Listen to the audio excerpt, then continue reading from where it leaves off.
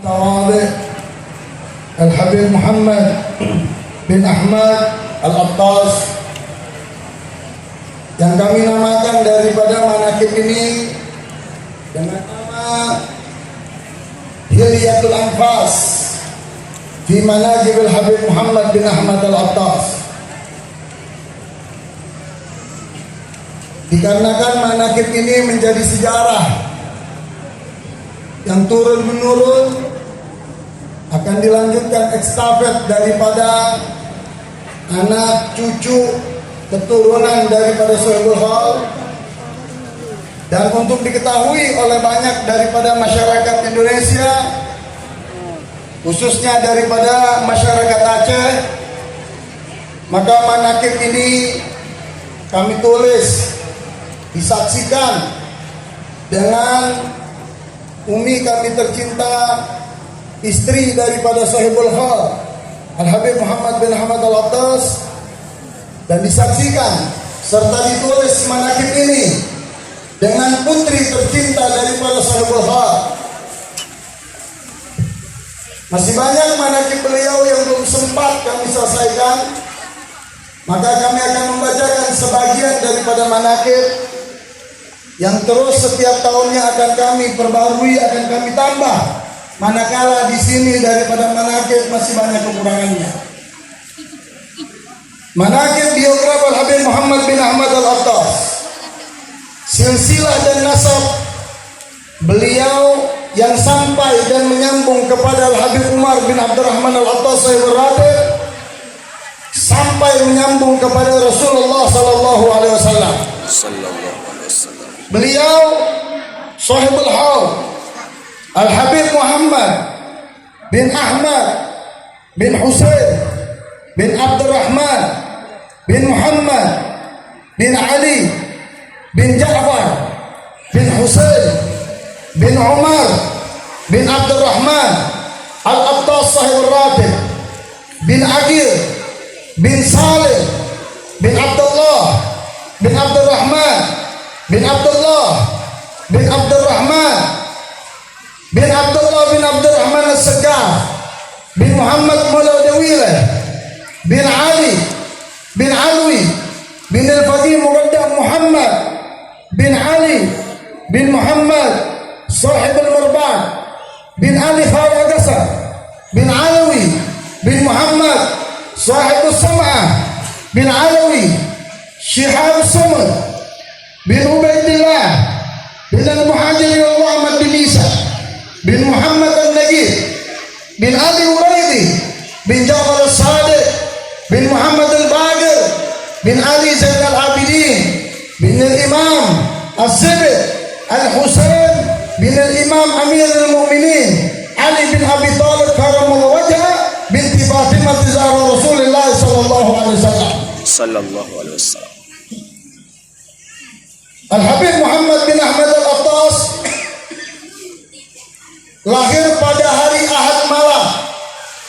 Lahir pada hari Ahad malam Senin jam 2:05.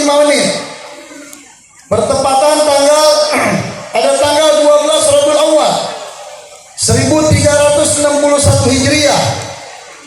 Bertepatan dengan tanggal 3 Mei 1942 Masehi.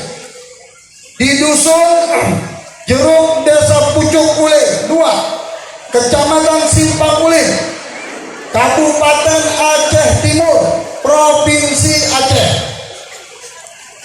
Al-Habib Muhammad bin Ahmad Al-Attas dilahirkan dari orang tua yang alim dan tawadhu, yaitu dari pasangan Al-Habib Ahmad bin Husain bin Ahmad Al-Attas dan Syarifah Ashura binti Hasan Al-Kaf.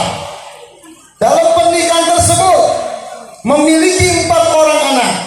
Yang pertama Sohibul Hal Al-Habib Muhammad bin Ahmad Al-Attas. Yang kedua Al-Habib Husain bin Ahmad Al-Attas. Yang ketiga Syarifah Fauziyah binti Ahmad Al-Attas. Yang keempat Syarifah Maimunah binti Ahmad Al-Attas. Yang kesemua saudara beliau wafat. Beliau Habib Muhammad belum sampai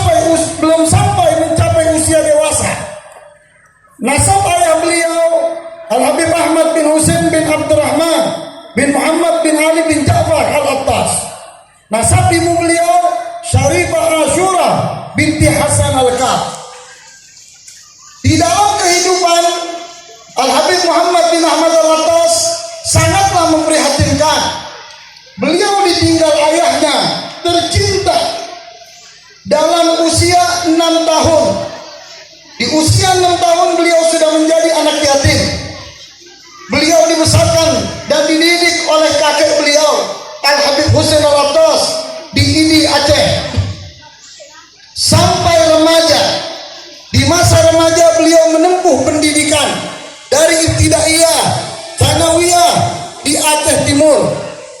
Selepas pendidikan, beliau mulai bekerja untuk menafkahi ibu tercinta dan keluarga besarnya. Tempat beliau bekerja adalah di salah satu toko di kota Lamsa yang bernama Toko Kairo. Dengan gigih serta kejujuran, amanat dan istiqomah beliau dalam menjalankan perlu kita tiru. Tidak pernah satupun amanat yang beliau lakukan kecuali semua amanat tersebut dijalankan dengan sepenuhnya. Di samping itu, beliau membawa barang dagangannya keliling kampung dari desa ke desa. Bahkan beliau tidak sungkan untuk menggelar dagangannya di amperan jalan demi mendapatkan rezeki yang halal yang diridhoi Allah Subhanahu wa taala. Pemilik toko Kairo ialah Al-Habib Abdullah bin Abdurrahman Al-Attas yang selalu percaya memberikan amanah sampai beliau diberikan dan dipercaya untuk memegang kasir yang bersangkutan dengan keuangan. Seringkali beliau disuruh pemilik toko untuk membeli barang dagangannya ke kota Sabang, Aceh. Berbagai macam barang dagangan seperti kain sarung, bahan-bahan baju, sepatu, sendal, baju, minyak wangi, dan barang lainnya. Beliau menjual barang dagangannya sesuai amanat dan perintah pemilik toko tersebut. Seringkali beliau mendapatkan orang yang belanja kurang uangnya, maka tidak segan beliau menambahkannya. Setelah masuk usia dewasa, beliau memohon doa restu dan izin kepada ibunda tercinta untuk mencari pengalaman dan bekerja di kota Jakarta. Selama di Jakarta, beliau hidup dari satu tempat ke tempat yang lain. Maklum, karena beliau tidak memiliki sanak saudara di Jakarta, dan pada akhirnya beliau bekerja dengan Syekh Abu Bakar dan Ali dan Ja'far Bajabir dengan kerjaan mengelola kulit kambing dan sapi yang nantinya kulit tersebut akan dijual ke pabrik. Dengan jujur dan kegigihan beliau sudah dianggap sebagai saudara dengan pemilik toko dan perusahaan tersebut, hingga beliau diminta untuk tinggal bersama dengan mereka. Pertama beliau menghadiri majelis taklim yang ada di Jakarta adalah di Masjid Jami An-Nur Petamburan, Jakarta Pusat. Pada saat itu beliau bertemu dengan salah seorang tokoh habaib yang karismatik, Al-Habib Ahmadun bin Ali Al-Attas. Seiring berjalannya waktu, tanpa disadari, beliau Habib Ahmadun tersebut selalu melihat dan memperhatikan dari semua tingkah laku atas apa yang dilakukan oleh Habib Muhammad. Dari kejujuran, ketawaduan, serta keistiqomahannya dalam menjalankan semua amalan ibadahnya. Dengan sifat beliau tersebutlah Al-Habib Ahmad bin Ali Al-Attas menikahkan putri tercintanya kepada beliau yang bernama Syarifah Maryam binti Ahmad bin Ali Al-Attas. Dari pernikahan tersebut dikarunia anak semata wayang yang bernama Syarifah Fatimah binti Muhammad Al-Attas. Kemudian Syarifah Fatimah putri beliau menikah dengan Al-Habib Muhsin bin Zaid Al-Attas yang dikaruniai 4 orang anak. Yang pertama Sayyid Umar bin Muhsin Al-Attas yang saat ini sedang menimba ilmu di Jamiatul Ahqaf Tarim Hadramut. binti Muhsin Al-Attas yang sekarang sedang menimba ilmu di Darul Zahra, di Tarim, di Hadramaut, di tempat Habib Umar bin Hafid. Yang ketiga yaitu Syarifah Alawiyah Al-Attas yang saat ini menimba ilmu di Pondok Pesantren Darulullah Wadakwah Jawa Timur. Adapun yang keempat yang berada di tengah saya sekarang ini yaitu Sayyid Ali bin Muhsin Al-Attas yang kesemua menjadi cucu Al-Habib Muhammad bin Ahmad Al-Attas. Beliau tidak memiliki keturunan kecuali Syarifah Fatimah dan para cucu-cucu tersebut. Setelah menjalani 9 tahun masa pernikahan beliau berangkat ke Saudi Arabia untuk bekerja dengan sifat dan amanat yang dimiliki oleh beliau. Dimanapun beliau bekerja selalu diberikan kepercayaan untuk memegang kasir, dan beliau juga selalu meminta kepada pemilik toko di mana beliau bekerja untuk memberikan izin salat 5 waktu di Masjidil Haram. Dan ini menjadi syarat mutlak dimanapun beliau bekerja. Beliau pun tidak menyia-nyiakan waktu untuk mencari dan menuntut ilmu kepada para ulama yang ada di kota Mekah. Di antara daripada guru beliau ialah Al-Profesor Dr. As-Sayyid Muhammad bin Ali Al-Maliki. Begitu juga Al-Habib Abdul Qadir bin Ahmad As-Sigaf Jeddah. Begitu juga Al-Habib Abu Bakar Al-Masyhur. Begitu juga Al-Habib Zain bin Ibrahim bin Smith. Begitu juga Syekh Yasin Al-Fadali dan para ulama dan habaib yang ada di kota Mekah pada zaman tersebut. Beliau juga banyak mengenal Imam Masjidil Haram dikarenakan beliau selalu sholat di Masjidil Haram di shaf yang pertama, tepatnya di belakang imam setiap sholat 5 waktu. Al-Habib Muhammad bin Ahmad Al-Attas tidak pernah menyia-nyiakan waktunya untuk kemudian berziarah ke makam datunya Rasulullah SAW. Seringkali di dalam segala hal yang bersangkutan yang beliau alami, beliau selalu minta isyarah dan bisyarah kepada Rasulullah SAW. Beliau selalu mendapat jawaban daripada Rasulullah setiap isyarah dan bisyarah apa yang beliau inginkan. Selama beliau tinggal di kota Mekah, sering sekali rumah beliau didatangi oleh para pelajar-pelajar Indonesia yang menimba ilmu yang berada di kota Mekah dan Madinah serta kelilingnya.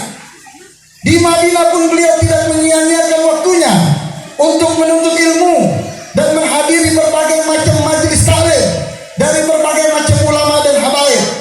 Kemudian Al-Habib Muhammad bin Ahmad Al-Attas telah melaksanakan ibadah yang menjadi kewajiban umat Islam, yaitu ibadah haji sebanyak 20 kali. Adapun umrah tidak bisa terhitung setelah 4 tahun.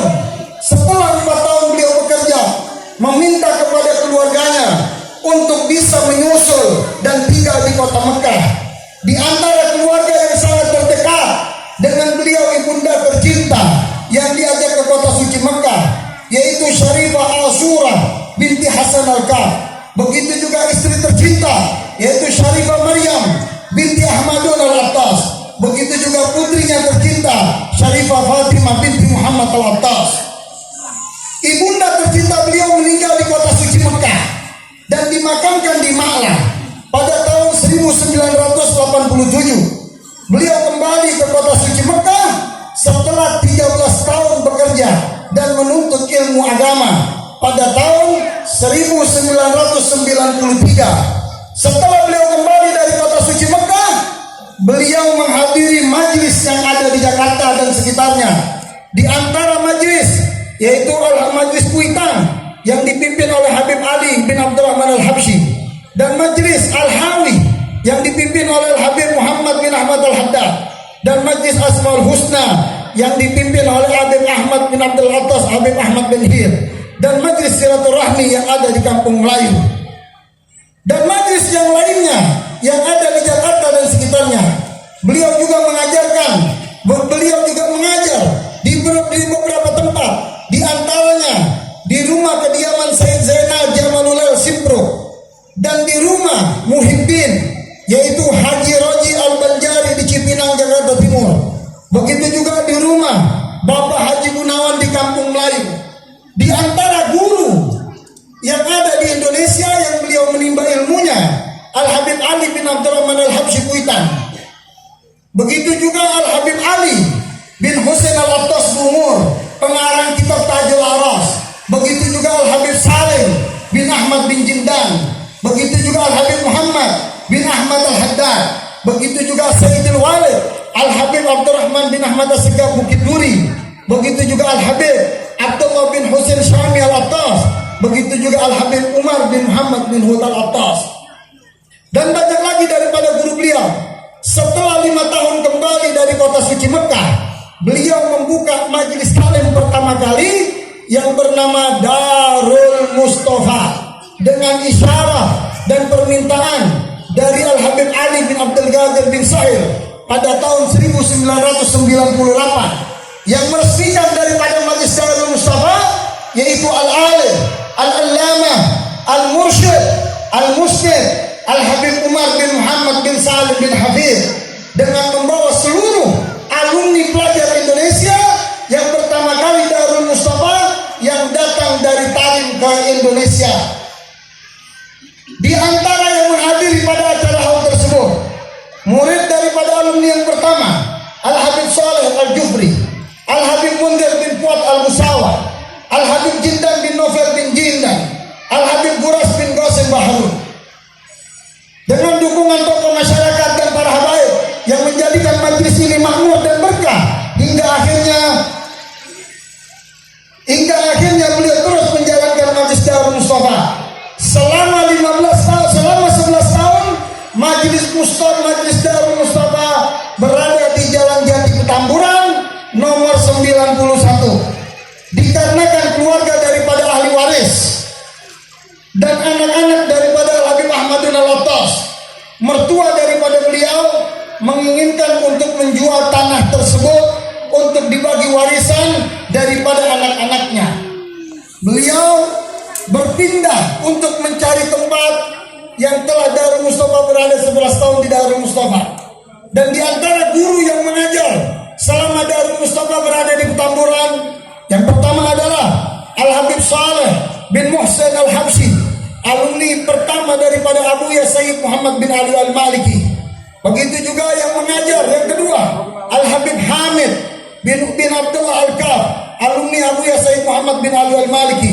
Berikutnya Al-Habib Umar bin Ahmad Al-Hamid, alumni Abuya Sayyid Muhammad bin Ali Al-Maliki. Berikutnya yang mengajar Habib Jindan bin Novel bin Jindan, alumni daripada Darul Mustafa Tarim Hadramut. Begitu juga yang mengajar Al-Habib Mundir bin Fuad Al-Musawa, alumni Darul Mustafa Tarim Hadramut.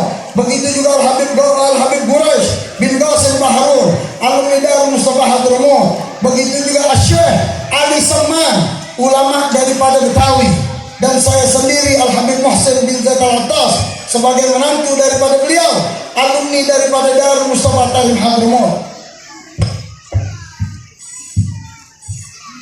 Kesaksian daripada guru yang mengajar di Darul Mustafa, kalau majelis ini memberikan manfaat dan barokah,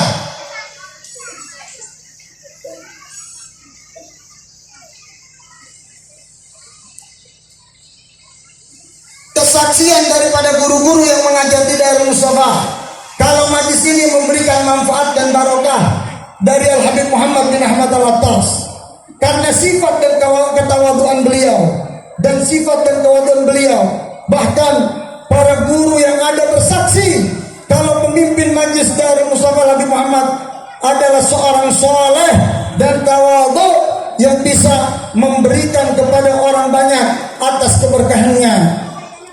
Di antara murid beliau yang berkhidmat di majelis Darul Mustafa, Al-Habib Saleh bin Taufik bin Syihab, kemudian Haji Hasan Al-Betawi Petamburan, begitu juga Al-Habib Husain bin Ahmad Al-Attas.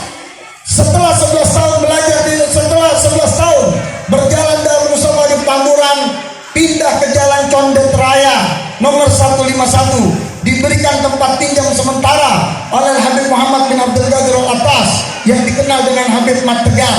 Dengan seizin Allah, berjalan majelis Darul Mustafa di Condet, dan antusias masyarakat luar biasa, khususnya daripada para habaib, ulama dan umara setempat. Adapun kegiatan pengajian rutin yang ada di dari Petamburan sebelumnya. Adapun guru yang mengajar Darul Mustafa di Condet, Al Habib Husain bin Muhammad Amin Al Attas, alumni Ribat Tarim. Al Habib Hasan bin Ali Al Kaf, alumni Ribat Tarim. Al Habib Ali bin Mustafa Al Idrus, alumni Ribat Tarim. Dan Al Habib Hamid bin Umar Al Hamid.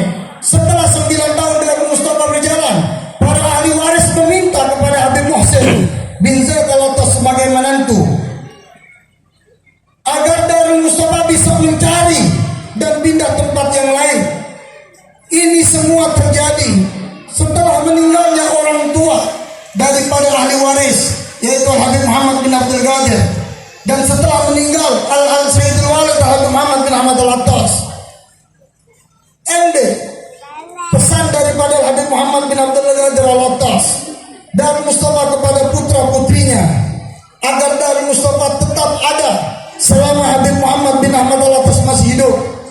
Setelah Habib Muhsin mendapatkan kabar kalau Majelis Darul Mustafa harus pindah, maka yang dikerjakan olehnya musyawarah dan meminta pendapat dari ibundanya Syarifah Maryam binti Ahmad Al-Attas dan Syarifah Fatimah binti Muhammad Al-Attas sebagai istrinya. Dan guru yang mengajar di Darul Mustafa, orang yang terdekat dengan Habib Muhammad bin Ahmad Al-Attas, dimintakan pandangan dan pendapat. Setelah musyawarah yang dilakukan oleh Habib Muhsin, lalu kemudian berziarah ke makam Al Habib Husain bin Abu Bakar Al Idrus luar Batang dengan harapan dan doa agar Darul Mustafa mendapatkan tempat yang tetap, agar Darul Mustafa mendapatkan tempat yang tetap. Setelah ziarah dari luar Batang pada malam Jumat, Allah memberikan isyarat dan bisyarah melalui mimpi Rasulullah SAW yang didapat dalam mimpi oleh Habib Muhsin bin Zaid Al-Attas dengan diberikan kunci yang warna hitam dari Rasulullah SAW. Juga diberikan tasbih oleh Al Habib Umar bin Muhammad bin Salim bin Habib. Setelah isyarat dan bisyarah yang didapat oleh Al Habib Muhsin, beliau bicara dengan salah satu temannya, yaitu curhat yang bernama Jamaluddin, untuk bisa mencarikan tempat ganti Darul Mustafa. Dengan seizin Allah, pindahlah Darul Mustafa setelah 9 tahun berada di Condet. Setelah Habib Muhsin membeli sebidang tanah yang dijadikan untuk tempat berlabuh dan bermualanya Majelis Darul Mustafa selamanya hingga akhir yaumul qiyamah. Dengan waktu yang sangat dan amat singkat, dibangunlah Darul Mustafa. Dalam waktu 2 bulan pembangunan selesai, yang mana majlis tersebut diresmikan oleh Bapak Anies Rashid Baswedan. Setelah pindah Darul Mustafa, beliau sebelum pindahnya Darul Mustafa berpamitan kepada istri tercinta, kepada saya dan putrinya untuk berangkat ke Aceh. Ini belum saya selesaikan karena tidak ada waktu saya menulis. Setelah beliau bicara dengan saya, dia katakan, Habib Muhsin, Abah mau ke Aceh. Ini mungkin 6 atau 8 bulan sebelum beliau meninggal di masa Covid. Saya bilang, Abah, untuk apa Abah mau ke Aceh? Biarlah Masjid Ba'alawiyah yang mengurusnya. Abah di sini aja. Abah sakit. Abah sudah sepuh, Abah nggak boleh keluar. Karena pada saat itu di Jakarta pun petang betul, tidak boleh orang luar apalagi orang tua. Dengan kegigihannya Abah mengatakan, Muhsin, kalau Abah nggak ke Simpang Ulim, Abah nggak ke Aceh, Masjid Ba'alwi tidak akan selesai-selesai. Abah ke Aceh dan Abah langsung berpamitan sama Umi, sama Fatimah, sama Muhsin, kalau Abah nggak akan balik lagi ke Jakarta. Akhirnya kita tidak bisa berkata apa-apa. Dengan tangisan dan berlinang air mata daripada kami mengantarkan Habib Muhammad ke bandara untuk ke Aceh. Sampailah di Aceh, singkat cerita, berdirilah Masjid Ba'alawi. Lalu beliau katakan, dalam keadaan beberapa hari sebelum meninggal, kami ditelepon dari keluarga yang ada di sini, kalau Habib Muhammad kondisinya sudah tidak memungkinkan lagi. Jadi tolong keluarga terdekat untuk datang di sini. Dalam situasi COVID yang begitu luar biasa, kami dapat kabar jam 4 sore. Kami tidak berpikir panjang apakah kami dites COVID ini negatif atau positif. Kami langsung menuju ke bandara. Sampai di bandara kami dites, alhamdulillah kami negatif semua. Setelah itu kami berpikir, mau ke Medan ini kendaraan pesawat sudah tidak ada. Akhirnya saya bertawasul, Abah, kita sudah di bandara, nggak mungkin lagi kita pulang ke Jakarta. Akhirnya saya duduk di bandara dengan istri dan umi saya, menunggu ada orang yang membatalkan daripada penerbangannya. Pas jam 8, saya dapat kabar dari kawan saya yang bekerja di sana, kalau pesawat Citylink ada 3 orang yang membatalkan penerbangannya. Dengan 3 orang pas-pasan ini, kami pun bisa berangkat ke Medan. Sesampainya kami di Aceh, kami bertemu dengan orang tua kami. Beliau 2 hari tidak sadar sebelum kehadiran keluarga. Ditegur dengan istrinya. Saya pun menegur. Tapi setelah putri tercintanya yang menegur, memanggil nama orang tuanya, beliau 2 hari tidak sadar.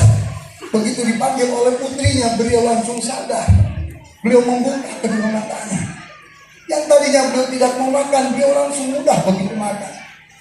Berjalanlah dengan waktu yang sangat teramat singkat. Beliau katakan, dia bilang, Mohsen, Abah sudah tidak ada lagi waktu, dia bilang. Abah mestinya malam Jumat ini sudah dipanggil oleh Allah Subhanahu wa Ta'ala. Abah sudah ditunggu oleh kawan-kawan Abah di surga. Rasulullah sudah mau menjemput Abah di surga. Abah sudah tidak ada waktu lagi. Lalu saya katakan, Bah, kita datang dari Jakarta mau ikut meresmikan Masjid Darul Mustafa. Kenapa Abah nggak mau ikut meresmikan Darul Mustafa? Lalu beliau katakan, ya sudah, Abah akan minta kepada Allah untuk umur Abah dimundurin sampai peresmian Masjid Ba'alawi. Setelah hari Minggu pagi, beliau bicara dengan saya. Dia bilang, Mohsen, Abah nggak bisa hadir ke sana. Abah dari sini, Mohsen sambut kawan-kawan Abah. Di antaranya disebutkan yaitu Abu Mudi, langsung disebutkan dengan Abah. Di sana ada Abu Mudi, seorang ulama karismatik kiai besar yang ada di Aceh. Mohsen sambut, Mohsen salam dengan Abah. Dan setelah peresmian nanti Mohsen minta didampingi oleh Abu Mudi, yang harus Mohsen jadikan beliau sebagai pengganti Abah yang ada di Aceh. Akhirnya kita pun meresmikan Masjid Ba'alawi, yang saya langsung didampingi dengan Abu Mudi, dan Abu Mudi yang meresmikan, yang mendoakan daripada peresmian Masjid Ba'alawi ini. Singkat waktu, berjalanlah peresmian ini, saya pulang ke rumah, lalu kita bertiga kumpul di dalam kamar. Abah sudah tidak lagi sadar. Lalu masuklah, saya panggillah orang-orang yang terdekat. Di antaranya Habib Soleh, Haji Hasan yang terdekat. Begitu masuk di dalam kamar, Abah katakan apa? Mohsen, Abah sudah nggak ada waktu lagi. Abah saat ini sudah ditunggu oleh Rasulullah. Dan Allah tidak mengizinkan lagi untuk Abah minta umur panjang. Inilah waktu yang terakhir, kata beliau. Tolong gantikan baju Abah semua. Abah pengen menghadap kepada Allah dalam keadaan suci dan bersih. Berkali-kali beliau minta digantikan pempes. Saya nggak mau gantikan pempes, karena kalau pempesnya diganti, saya kesian melihat beliau. Waktu pempes diganti itu ada kulit belakang itu terkupas, ngikut dengan pempes tersebut. Berkali-kali beliau minta ganti pempes, saya tidak mau. Tapi begitu di akhir beliau katakan, Mohsen, Abah nggak mau pakai pempes, ingin menghadap kepada Allah dan Rasul. Abah kepengen suci. Ya udah, saya minta kepada Haji Hasan yang mengurus, gunting ini pempes. Diguntinglah pempes, diganti, lapilah badannya, dipakaikanlah gamis yang baru. Setelah itu beliau katakan, ayo Abah mau sholat isya dulu. Ya, setelah itu gabung dengan sholat maghrib pijamah terakhir. Setelah selesai sholat isya, sebelumnya nggak bisa bicara sama sekali, mulut terkunci. Setelah selesai sholat maghrib, sholat isya, beliau minta kepada Abu Soleh baca wirid yang biasa dibaca, nggak boleh ditinggal. Lalu setelah itu beliau katakan, baca ratib. Saya ingin meninggal diakhiri diiringi dengan ratib. Saya punya datu Nabi Sayyidina Nabi Umar bin Abdurrahman Al-Attas. Akhirnya kita baca ratib sama-sama. Di akhir daripada talqin zikir kalimat ratib dengan jelas di tangan kanan saya memandu kepala daripada beliau. Itulah akhir yang saya saksikan. Betapa indahnya beliau berjumpa dengan Allah. Betapa indahnya beliau berjumpa dengan Rasulullah SAW. Di tangan kanan saya berbaring. Waktu akhir kalimat tauhid, yang mana di situ hanya ada istri daripada almarhum dan anak daripada almarhum, dan ada hanya beberapa orang saja. Begitu di tangan saya sampai di kalimat tauhid la ilaha illallah, beliau mengangkat suara dengan gelegar, dengan keras. Beliau teriak la ilaha illallah Muhammad Rasulullah sallallahu alaihi wasallam. Setelah itu beliau tutup mata dan mulut. Pada saat itulah beliau kembali ke rahmatullah. Kami tidak bisa banyak berharap. Kalau kami ceritakan sepenuhnya, kami pun akan meneteskan air mata. Keindahan yang beliau akhiri untuk berjumpa dengan Allah, untuk berjumpa dengan Rasulullah, itulah dambaan daripada kita semua sebagai umat Rasulullah. Dan di akhir manaqib ini, saya dipesan oleh beliau. Dia katakan, Muhsin, Abah tinggalkan di Simpang Ulin ada madrasah. Dan madrasah sampai saat ini berjalan. Beliau katakan, Abah berangan-angan untuk bangun pesantren. Kemudian ada Masjid Pak Alawi. Dan terakhir Abah pesan sama Muhsin, kalau Abah meninggal, tolong makamkan Abah di sebelah daripada Masjid Pak Alawi, yang sebelumnya tanahnya beliau sudah unjuk. Makamkan Abah di sana. Abah sudah lihat tanah itu. Dan kalau Abah sudah meninggal, bangunkan Abah gubah sama seperti gubah Habib Umar bin Abdurrahman Al-Attas Al-Murati. Dan Abah sampaikan kepada Muhsin, disaksikan oleh istri putri Habib Soleh dan Haji Hasan, apa yang Abah wakafkan di Simpang Ulin itu adalah bukan milik keluarga. Itu wakaf yang Abah wakafkan. Dan tidak ada Abah wakafkan tanah ini kecuali Abah wakafkan untuk kepentingan daripada umat Islam. Tidak ada di tanah wakaf ini Abah wakafkan untuk makam, untuk kuburan, tidak ada. Yang Abah wakafkan adalah hanya kuburan untuk Abah sendiri. Di akhir pun Abah katakan, kalaupun nanti Umi tidak ada umur ingin dikubur di sini, Muhsin kuburkan di sini. Jadi itulah pesan Abah yang terakhir. Oleh karena itu, almarhum kembali ke rahmatullah pada tanggal 5 Rabiul Akhir. Ya, pas acara kita hari haul saat ini, kita minta kepada Allah Subhanahu wa taala agar Allah memberikan keberkahan kepada kita semua, dan Allah juga memberikan manfaat dan barokah untuk kita semua, dan banyak lagi daripada para kiai, para habaib yang mohon maaf sekaligus saja saya mengatasnamakan sambutan atas nama panitia pelaksanaan maulid daripada Maulid Akbar ini, sekaligus juga haul ayah kami Al Habib Muhammad bin Ahmad Al-Attas. Begitu juga mengatasnamakan ya keluarga besar daripada almarhum. Dengan ini kami mengucapkan jazakumullah khairan katsira. Terima kasih yang sebesar-besarnya. Hanya Allah lah yang membalas, yang pantas untuk membalas daripada kebaikan antum semua. Dan sekali lagi, daripada para kiai, para alimul ulama, para habaib, para abu-abu, para abi-abi yang hadir pada kesempatan malam hari, pada kesempatan pagi hari ini menjelang siang ini, yang pasti antum semua adalah kawan, sahabat, murid daripada Sahibul Hal. Di antaranya kami ucapkan jazakumullah khair.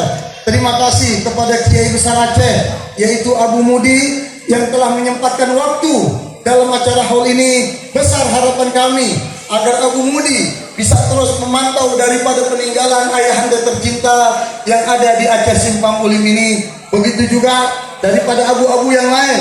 Di sini juga banyak daripada para habaib yang hadir di tengah-tengah kita. Di antaranya ada Al Habib Hasan Al Jufri, beliau dari Cirebon. Beliau sebagai ketua Robitoh Alawiyin Jawa Barat. Begitu juga di sini ada Sayyid Khairul Zaman, Sayyid Nun Al-Mahdali. Begitu juga di sini ada Sayyid Bahsin. Begitu juga di sini ada salah satu daripada ketua MUI pusat, yaitu Haji Muhyiddin. Begitu juga di sini ada orang tua tercinta saya, besan daripada Sahibul Haq, ayah tercinta saya yang usianya masuk 90 tahun, yaitu Al-Habib Zaid bin Muhsin bin Salim Al-Attas. Begitu juga ada Al-Habib Ahmad bin Abdullah Al-Attas Langsa. Begitu juga ada Al-Habib Hussein bin Ja'far Al-Haddad. Banyak lagi daripada para habaib. Ada juga di sini daripada sekretaris FPI, yaitu Al-Habib Ali Al-Attas. Begitu juga banyak daripada para kiai ada di sini, yaitu saudara Bapak Fahruddin, ya, dan banyak para kiai, para habaib.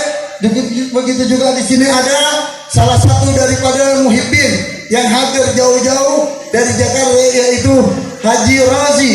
Beliau ini salah satu orang yang luar biasa dekat dengan Abah. Begitu juga ada Haji Rusli yang hadir dalam acara ini. Mungkin ini sambutan saya atas nama panitia. Jujur saja, para abu-abu, para kiai, kita membuat acara di sini untuk tahun ini tidak mudah. Kami didatangi oleh pihak, baik itu dari Polda, baik itu dari Polres, baik itu dari Polsek, baik itu dari KPU, baik itu dari Bawaslu. Mereka menanyakan, mereka datang kepada saya. Dia katakan, kenapa ini harus dibuat acara untuk menghadirkan Bapak Anies Rashid Baswedan? Dengan jelas saya katakan dengan mereka semua, saya adalah umat Islam. Saya bukan orang Aceh, tapi mertua saya orang Aceh, dan saya pecinta daripada orang-orang Aceh. Dan harapan saya besar ke depan untuk saya bisa tinggal di Aceh. Saya ingin sampaikan kepada Anda, kalau kami umat Islam adalah cinta dengan ulama, dan kami akan mengikuti fatwa daripada ulama nanti. Nah, oleh karena itu, mereka datang ke kita layani dengan baik, kita sambut dengan baik, dengan kita katakan, kami membuat acara di Simpang Ulim ini, di Masjid Pahlawi ini, tidak lain dan tidak bukan untuk mencari ridha Allah dan ridha Rasulullah.